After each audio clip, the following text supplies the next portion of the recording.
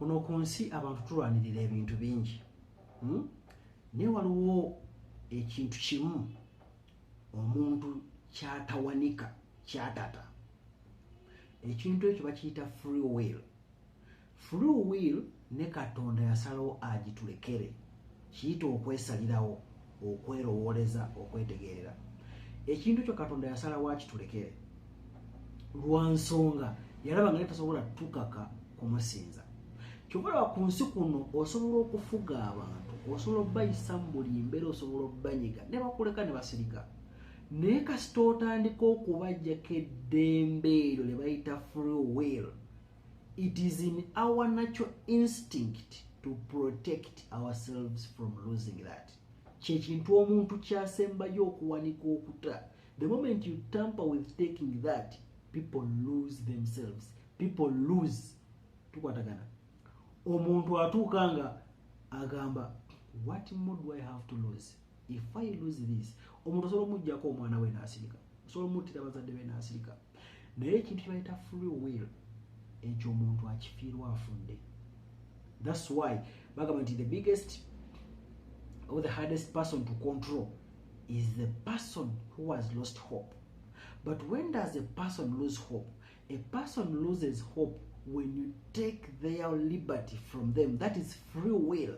When you take their free will from them, omuntu atuuka ng'alaba buli kimu akifiiriddwa. Kiva nti bw'osooka n'ekyo, no, most people want to control people by taking that from them. That is the biggest mistake most dictators make. You can never take free will from a human being. You can take food from them, you can take water, you can take anything. Naye free will munene Katonda yagitulekera, yasinga amaanyi, yasinga buli kimu, ne bwe yatussa ku nsi tugamba mwesalirewo. That's why munnamu asalawo abakola kyayagala Katonda n'asirika. Why is he quiet? He has his own free will as him the Almighty. Naye yalina gye yatulekera nga ffe abantu. We want freedom, freedom, freedom. Freedom is when someone takes your free will from you. People cannot shout, we want our freedom, until their free will is tampered with. You can rule all people for years and years and they don't mind.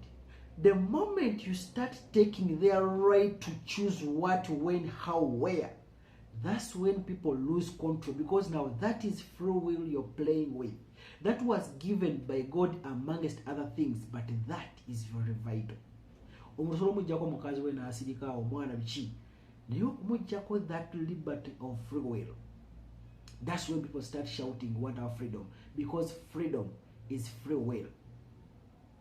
Neerowooleze, neetegeerere, neetambulire. Bw'otandika okungamba togenda wano, tojja wano, tokola bwoti, tolya bwoti, totemya, tossa, tokola bwoti, nja kukola kino, nja kukola kino, nja kukola kino, you're tampering with what we call free will. The biggest liberty God gave people. Actually, Katonda kyatuteekako punishment yokka, kyokka ekintu Katonda kyatuteekako punishment is how we use our free will. Nakuwa eddembe ly'okwesalirawo, naye wasalawo bubi, ekyo kigenda okukwokesa. Wasalawo bubi n'otta gundi, wasalawo bubi n'okola gundi. Tukwatagana. We have free will to use any way we want. But the moment you start using it wrongly, that's when your friends turn against you. Understand? Goba kwano bweyagala batambulire ku ntolizo because you want to control them. That's when you lose most friends. That's when you lose trust. That's when you lose everyone around you. When you cannot control free will, because it is freedom. It is just a free spirit. It is just a way a human being expresses themselves. So ekyo ne Katonda yakireka asobola okukugira ebintu bingi, naye ekyokwesalirawo n'okumusinza ekisinga omuwa essanyu yasalawo akikulekerenga gwe omuntu weesalirewo. So omuntu ebiseera bisinga wajja n'ayagala akitwale, omuntu asobola okulinyirira. We have seen so many people, oli n'alemesa banne business, n'alemesa banne okukola, n'alemesa banne kino. Ekivaako obuzibu kyokka, singa otandika otampalinga ne free will y'omuntu, okontrolinze ebintu byonna by'alina, it's okay. Then when you start encroaching on their free will, which is the only thing they have left, now that's when people start rebel seriously. I wish so many people knew about this, because free will is the last resort you can ever kugamba. Okay, let's assume it's go in a marriage. Osanga abafumbo nga omusajja afuga omukazi. Naye kuva ku bintu bya domestic control okomosa west oyina kola kino oyina kola kino. But if at that particular time I really had something to do that was really vital to my life, yeah, and you try to enforce, to force and capture my free will on that, most cases I'll crack away tandikira. Because you have to be understanding when someone does something. You have to be understanding. So when you try to be over controlling, nota n'okuyingirira ovudde ku personal belongings z'omuntu otandise okuyingira kati omwoyo gw'oyagala okuwamba, kanti kitwale bwe ntyo nti ocapturinga freedom y'omuntu oba ocapturinga free will, ocapturinga free will y'omuntu oba okutta omwoyo gwe. Omwoyo Katonda yagwinako obuvunaanyizibwa naye kennyini yaguleka gubeerewo mu bantu ukole kye gwagala. So when you try to take things from people, it's okay, but then when you try to take their souls from them, that is something worth fighting for, because when you lose that, you have no audacity to exist.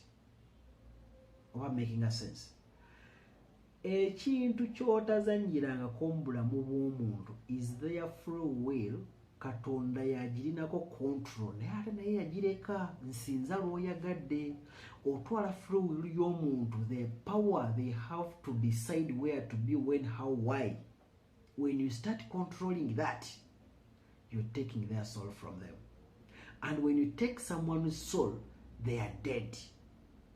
So I cannot live an empty shell. I have to fight for what keeps me alive. So when you fight for what keeps you alive, that's fighting for your free will. Abantu kyebawogana nti freedom naye nga bagenda ogana freedom nga buli myaka nga 3 nga buli kimu bakitwala dda. Kitegeeza ono atutte buli kimu temunyega, kati omwoyo gwayagala omwoyo tebagukwatako, kubanga omuntu omugyamu omwoyo aba afudde. That's what people fight for as freedom, their free will. That's what most dictators make a mistake about. They take assets, they take money, they take everything, and then they encroach on that. That's why baba ina kutta, because of the resistance you put up, and you're fighting for life at that point. People can withstand, people can withhold all torture, people can withhold so many things physically, but free will, it is a natural instinct to fight for it.